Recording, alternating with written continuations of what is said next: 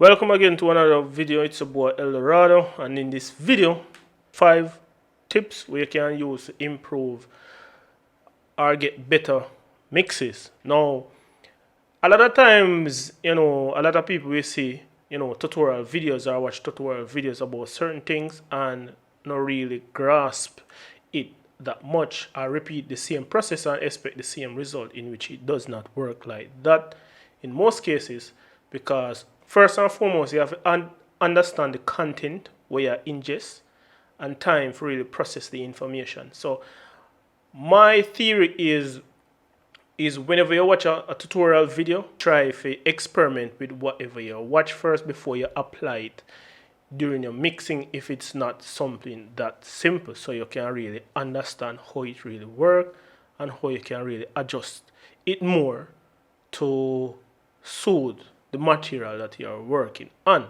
However, over the next course of days, I will be going through plugins one by one in each video for you to hear some of the plugins that I use and do my mixes.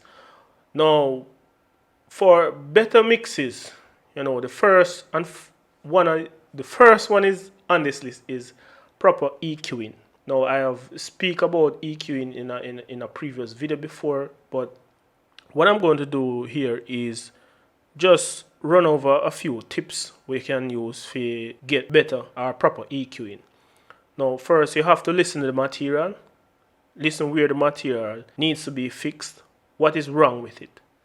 If it's too harsh, if it's too eerie, if it's too boomy, if it contains a lot of low end, rumbling, and so forth like that. Now, proper EQing can remove boxy sound, not removing the body of the song, removing the rumbling of said material, and dealing with harshness. I know other instruments might contain a lot of things. High pass filter what you don't think that particular instrument need, but still retain the texture of the sound and the body of the sound, because body is really important when it comes on to thickness and depth of said sound. Now, the second one on this list is the right reverb. Why I say the right reverb is because different people model or record different reverb sounds, in which some reverb might sound good on one material, in which it doesn't sound good on the other. So knowing your reverb and have multiple reverb to work with is essential. No one reverb works on every single thing. It might work on most things, but there are times when you're going to need different types of reverb or different reverb to work with. So for instance, you need a spring reverb to put on a guitar and so forth like that, in which you're going to have a reverb that consists of chamber and hall or some cathedral or something of the sort. And probably, you need very spacious, lush reverb. You have to know how to get the right reverb, apply the right reverb to your material. Now, the third one is on this list is using multiple compression. Using multiple compression is very important, because most of the compressors that are being modeled, they are modeled from hardware equipment, and they tend to behave in said manner.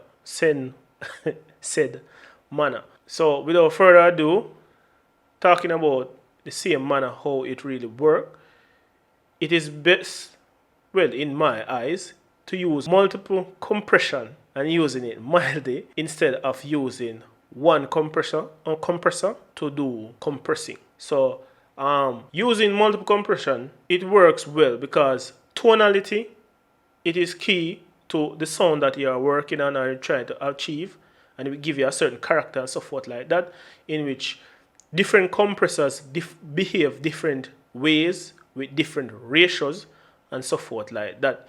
So for instance, I use a Focusrite compressor, that has been modeled from a Focusrite mixing console, and then again I want to have this SSL 9000 compressor sound and different places within the mix. So I get a unique sound from two different compressors, and they behave two different ways. So instead of squashing the sound or slamming the sound with one compressor, you can use multiple compressors and use it gently in order to achieve the same sort of compression, but it wouldn't overwork the compressor that much. The fourth one is on this list is to take breaks often. Oftentimes, I have discussion with a lot of people, and what me get to really understand, or what I get to really understand, is that they spend too much time on one mix without taking break. Your ears really work in a funny way, in which the longer you listen to loud material, the your ears tend to protect themselves from you. So you realize that sound start to sound too bright, or you start dull sound, you start to get some sort of inconsistent reading or listening. It sound like your bass too loud, and then it sound like you compress too much, and then it sound like you don't have enough high end. It might sound like you don't have no body in it. You start to do all of these crazy things that might sound like you not hear the reverb, but you hear crazy things when your ears tired. Taking breaks often can lead to you hearing, say for instance you're working on a vocal. Taking break often, readjust your ears. So for instance there's a boxy sound that you didn't hear before, and you take a 10 to 15 minute break from the whole mixing, and say you go outside, go take some breeze or so forth like that. Whenever you come back around doing the mix, you hear stuff like those. So taking breaks often can better lead to leveling, EQing, compression, and reverb and delay sound. Now, last but not least on this list is to make notes of what you're doing, and whenever you do a revision, you save as a new number or name or something of the sort. So for instance, you work on a mix, you send a revision, you get back some comments based on the revision, you make notes of the changes, or if you listen it the material at a particular time, you make notes before you even go back into the mix.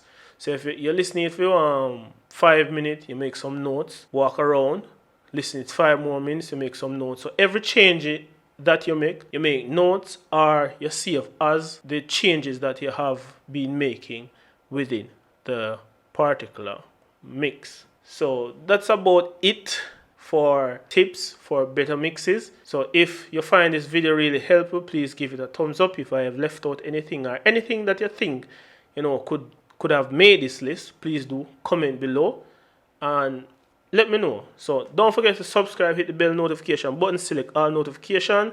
If you don't, you won't receive the videos as soon as they are posted. That's just how YouTube works. And follow me on Instagram, Twitter, and Facebook at eldohradoproductions. And there's a WhatsApp and Signal messaging group down below. Please do join and meet other people, from this particular community. Thank you again for watching. It's a boy Eldorado. Peace out.